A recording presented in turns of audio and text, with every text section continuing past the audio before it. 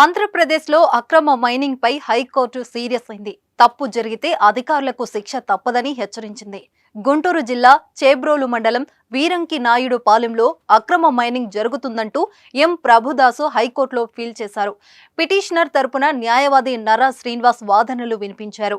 DK పట్టా భూమి 60 ఎకరాల్లో 2 ఎకరాల్లో అనుమతి తీసుకుని 60 ఎకరాల్లోనూ ఫెన్సింగ్ వేసి ఎవరిని రానివ్వకుండా మైనింగ్ చేస్తున్నారని ఫోటోలతో సహా న్యాయస్థానానికి ఆధారాలు చూపించారు న్యాయవాది. సిఎంఆర్ షాపింగ్ మాల్ మన హైట్ నగర్ లో భాగ్యలత కమాన్ పక్కన ఫిబ్రవరి 29న ప్రముఖ సినీ తారలచే గొప్ప ప్రారంభం.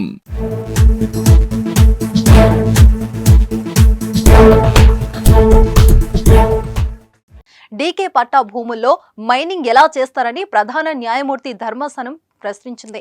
అక్రమ మైనింగ్ పై అనేక ఫిర్యాదులు కోర్టుకు వస్తున్నా పట్టించుకోవడం లేదని న్యాయస్థానం ఆగ్రహం వ్యక్తం చేసింది. బెంచ్ పాయింట్ అవుట్ చేస్తున్నా ఎందుకు స్పందించడం లేదని ప్రభుత్వ న్యాయవాదిని ధర్మాసనం ప్రశ్నించింది.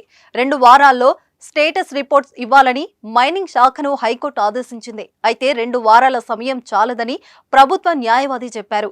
దీంతో ఏదైనా ఉపగ్రహాన్ని వెళ్లి రిపోర్ట్ తేవాలా అని న్యాయస్థానం ప్రశ్నించింది.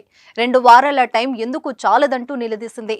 మైనింగ్ శాఖ ఇచ్చే నివేదికలో తేడా ఉంటే స్థానికంగా ఉన్న న్యాయాధికారితో విచారణ జరిపిస్తామని హెచ్చరించింది.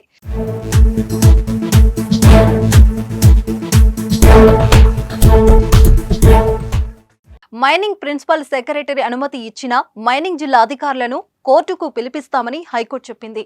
తప్పని తేలితే అధికారుల బాధ్యత వహించాల్సి వస్తుందని న్యాయస్థానం హెచ్చరించింది. ఈ అంశంపై పొన్నూరు టీడీపీ నేత ధూళిపాల నరేందర్ కుమార్ సోషల్ మీడియా ద్వారా రియాక్ట్ అయ్యారు.